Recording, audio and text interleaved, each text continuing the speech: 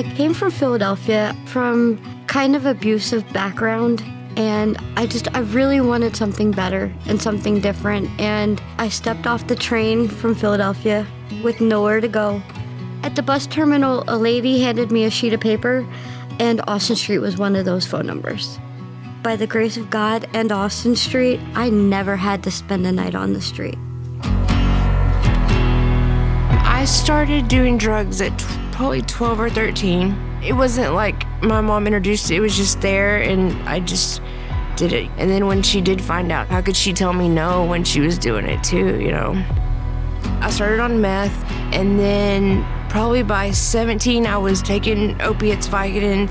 My first daughter was born at 21, and I just learned how to hide the drugs. Nobody even knew. And I did it all the way up to the age of 27. And then when my mom passed and then my grandma passed, and I really lost hope after that. And I ended up, leaving my kids with their dad and running the streets for almost 10 years and went straight to heroin. When you first walk in, honestly, it's a little overwhelming, the not knowing. I didn't have my birth certificate. That was kind of like a little bit of a holdup for me. And you can't do anything without them. There were moments of hopelessness. I had applied for all my critical documents, and it was taking forever. And I had just started therapy. I was sitting in line, waiting for my bed, unsure at the time if I was even going to get in, with a handful of pills in my hand. Something in me was just like, just take them. And I did. And the person behind me, she grabbed Mr. Robert, who is still with us. He's our head of security. And they called an ambulance. Mr. Robert held me by the belt loop of my jeans until the ambulance got here and basically saved my life that day.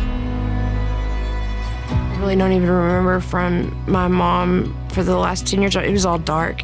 It's a lot of darkness. I just ended up getting in trouble with the law, and that's really what brought me to sobriety. I went to jail for 4 months, and when I got out, I went to my grandpa, and he raised me, and he said, "Missy, you have to go to rehab. We can't keep doing this." A church there in Longview brought me and dropped me off at Nexus, and I could see the light when I got there. I could kind of see the light. I was there for about 2 weeks, and a counselor came to me and told me, your grandpa passed away. And then I had the choice to go or stay, and I had to stay.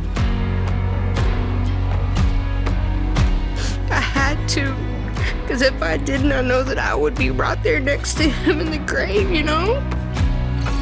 I did that a month, and they partnership with Austin Street, which led me to sisterhood.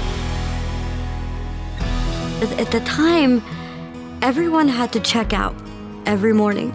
So when you came in, that bed was not guaranteed to you. When you became an in-house volunteer, that bed was assigned to you. So when you walked out those doors in the morning, you knew you were going to have a place to lay your head. Bed number 5.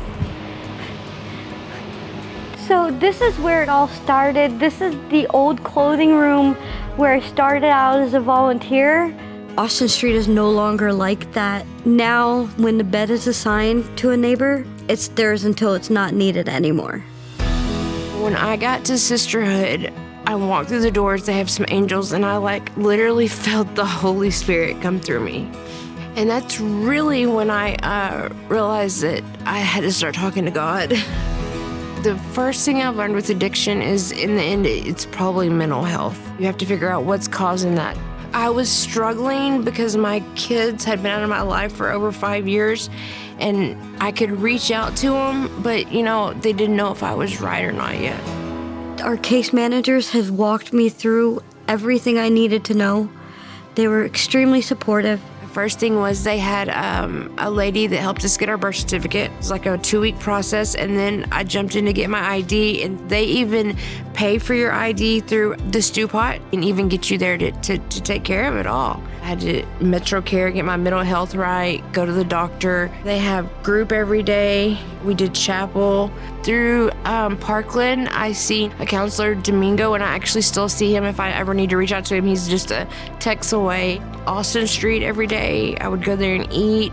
We would do classes. I went to a place called Attitudes and Attire, and they give you like job clothes and show you how to do a resume, and that's actually who helped me fix my teeth. I learned financial literacy. Frost Bank comes in every other Friday at Sisterhood, and they would teach us, like, show us how to set up your banking. Every day I would get a little bit more energy and a little bit more life. So I started working. You have to save 70% of your check at Sisterhood. So when I got out, I had a big chunk of change, and it was nice. I was a regular neighbor for about 6 months before I was moved over to Pathways. Pathways is now Sisterhood. I was in Pathways for about 3 before I got my keys. I'll never forget the day I received that voicemail that my apartment was approved, and I don't even know if Daniel remembers this, but he was the first person that I shared that voicemail to. It was wild. And then right before my move out day, they said, "Hey Candace, listen, come fill out your hire packet. We need you." I have been in this role almost 11 years now. I am an advancement team member here at Austin Street Center. I handle all incoming in-kind donations, sort it, wash it, inventory it in, and then help distribute it to our neighbors. I worked a lot. People don't realize that. You gotta really build up and you gotta want it. Christmas rolled around, and so we decided to let me come down for Christmas. From there, I've been just rolling with them. I've got Mallory that's 21, Matthew that's 19, Jeremiah just turned 18, and Julie that's 16. They've all went to school, all graduated. Julie's fixing to graduate a year early. I was so worried. I followed my mom's footsteps and my grandma's footsteps, but we broke the cycle. The cycle is broken. To hear that bell ring, that's amazing. Turning that key, oh my goodness. It was overwhelming, but like the best day of my life. In this case, a small apartment is a big deal. When I opened my door for the first time, I knew that this was my place. I don't have to go and fight for my life every day. I could make this into a home, and that's what I was excited about. There's nothing like it to see these neighbors grow like I have. I don't have to worry about getting high or if my family's gonna answer the phone or if I'm gonna have a way to eat or drink or even just to take a breath in life, and it's nice. When I get to help a neighbor, it's like one of the best feelings in the world. To be able to talk to them and say, "Hey, look, I did it. If you just stay focused, you can do it." Austin Street has unlocked hope and showed me what hope is in life, because before I didn't really know. It was just a word, and you say it so many times, you're like, I want it, but now I actually feel it. And some days I feel like I'm floating, like it's a natural high. I'm like, if I'd have known that I could have felt this way sober 30 years ago, I would have done it, you know what I'm saying? But I had no clue. My life today, it's a quiet one, but amazing. Right now I have an apartment where I can save money for the next step in my life.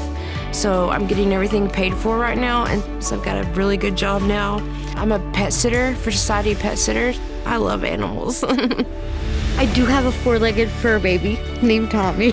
He was found in a trash bag, thrown from a car window. I rescued him kind of like Austin Streets rescued me. My kids are so back in my life, it's nice. In November when I can move, I want to get an apartment with my son where I can pay rent, and it's going to be real life. I can't wait. But if I didn't have Austin Street, I wouldn't have any of this. To see the progression of that neighbor is part of my why. It's full circle. That's what hope looks like for me. Y'all have brought me something that I can't even explain. Austin Street is just something that will always be in my heart. That's where I started the first journey of my new life.